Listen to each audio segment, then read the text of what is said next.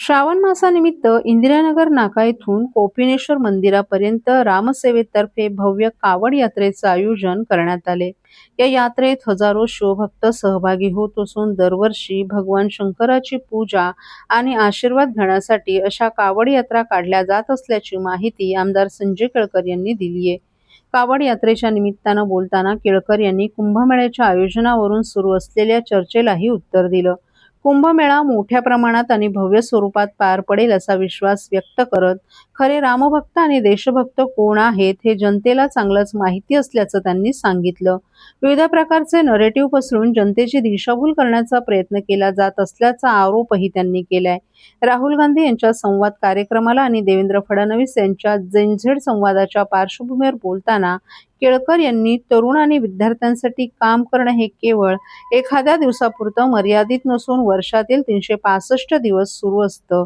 रोजगार, स्वयंरोजगार तसंच तरुणांवर होणाऱ्या अन्यायाच्या प्रश्नांवर सातत्यानं काम करत असल्याचंही त्यांनी स्पष्ट केलं।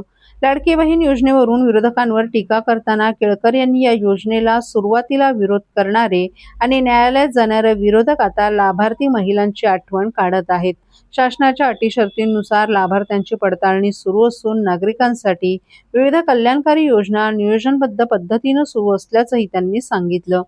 गणेशोत्सवाच्या पार्श्वभूमीवर रस्त्यावरील खड्डे आणि धोकादायक ठिकाणांचा मुद्दाही केळकर यांनी उपस्थित केला। कावड यात्रेच्या आयोजनाबद्दल शुभेच्छा देताना केळकर यांनी शिवभक्तीमधून शक्ती मिळते आणि त्यामुळे हजारो भाविक या यात्रेत सहभागी होतात। यंदाही मोठ्या संख्येनं शिवभक्त सहभागी झाल्याबद्दल त्यांनी सर्वांना श्रावण मास आणि कावड यात्रेच्या शुभेच्छा दिल्या।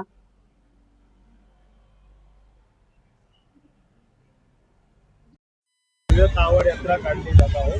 ठाण्यात देखील एक उत्साहाचं वातावरण पाहायला मिळते। भगवमय वातावरण झाले। आज आमच्या रामसेनेतर्फे दरवर्षीप्रमाणे सर्वात मोठी कावड यात्रा ज्याला म्हणता येईल अशी कावड यात्रा आज या ठिकाणी सुरू झालेली आहे। या इंदिरानगर नाक्यापासून ते कोपिनेश्वर मंदिरापर्यंत ही कावड यात्रा जाते आणि हजारो एक 4-5 हजार शिवभक्त आणि आमच्या महिला भगिनी या कावड यात्रेमध्ये सहभागी होतात।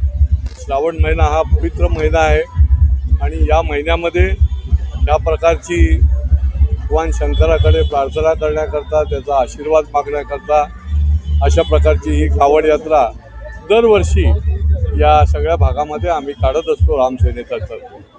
सर पाहायला गेलं तर आता कुंभमेळा पण येत आहे नाशिकचा। त्यातच आता भाजपचे गिरीश महाजन असतील या सरकारवर भ्रष्टाचाराचे आरोप केले जातात। एकंदरीत आता कुंभमेळा संदर्भात देखील आता येणाऱ्या काळात देखील वाद होईल।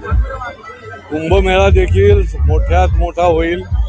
शेवटी या देशामध्ये जी जनता आहे ते सगळे भक्त आहेत। कुंभमेळा हे काय आजची गोष्ट नाही आणि त्याच्यामुळे किती चुकीचा नरेटिव्ह करण्याचा प्रयत्न केला तरी त्याचा काही उपयोग होणार नाही।